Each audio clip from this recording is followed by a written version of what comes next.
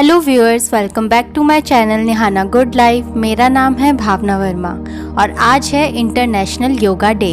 तो आज हम बात करेंगे योगा के बारे में, जिसको मैंने 3 पार्ट्स में डिवाइड किया है, जिससे हम अच्छे से योगा को समझ सकें। और वो पॉइंट्स हैं, फर्स्ट, योगा क्या है, सेकंड, योगा की शुरुआत कहाँ से हुई और योगा की हिस्ट्री क्या है, थर्ड, योगा डे क्यों सेलिब्रेट किया जाता है।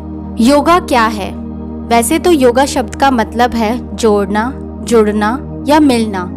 तो क्या है जुड़ना, जोड़ना या मिलना योगा में? तो वो है हमारी बॉडी का, माइंड का, इमोशंस का, फीलिंग्स का एक साथ जुड़ते हुए उनको कंट्रोल में रखना। और योगा हमारी मेंटली, फिजिकली, इमोशनली एक्टिविटीज को बैलेंस करता है। योगा का इतिहास क्या है? योगा की शुरुआत कहाँ से हुई? एक स्टोरी है जिससे हमें योगा की शुरुआत के बारे में पता चलता है।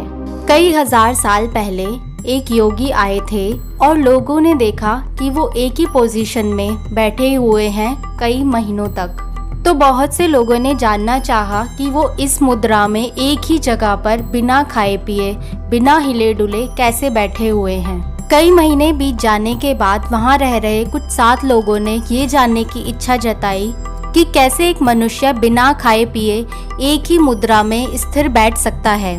तो उन 7 लोगों ने आदि योगी से पूछने की इच्छा जताई। तब आदि योगी ने कहा, ये कोई मनोरंजन नहीं है, आप इसको नहीं समझ पाएंगे।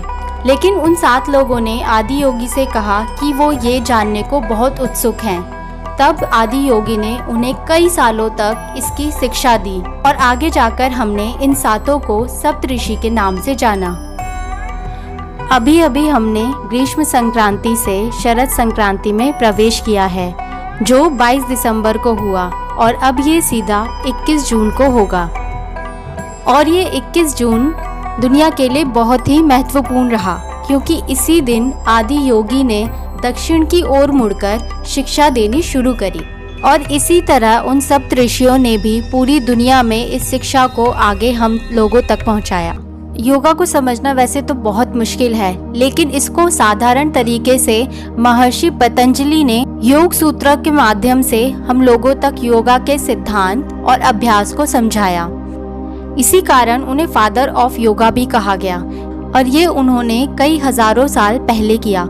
लेकिन अगर हम कुछ सालों पहले की बात करें तो भारत के बहुत से ऐसे योग गुरु हैं जिन्होंने योगा के अलग अलग हिस्से को पूरी दुनिया में उजागर किया।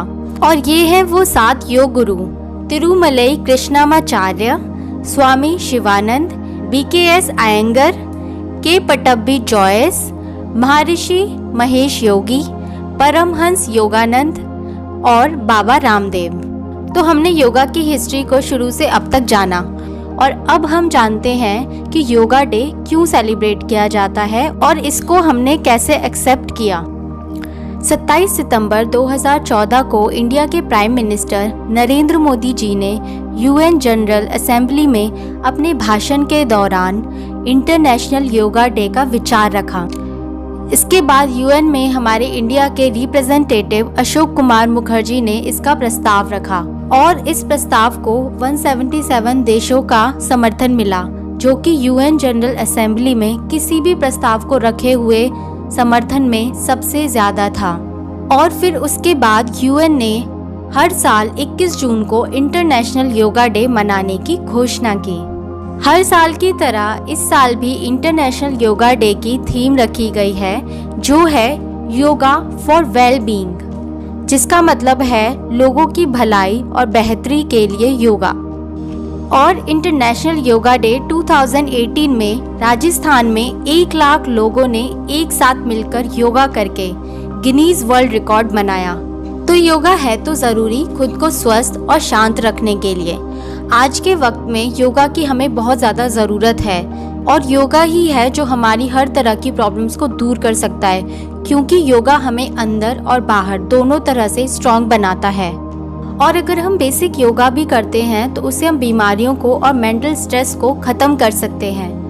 तो थोड़ा सा वक्त निकालकर हमें योगा करना होगा और खुद को स्वस्थ रखना होगा।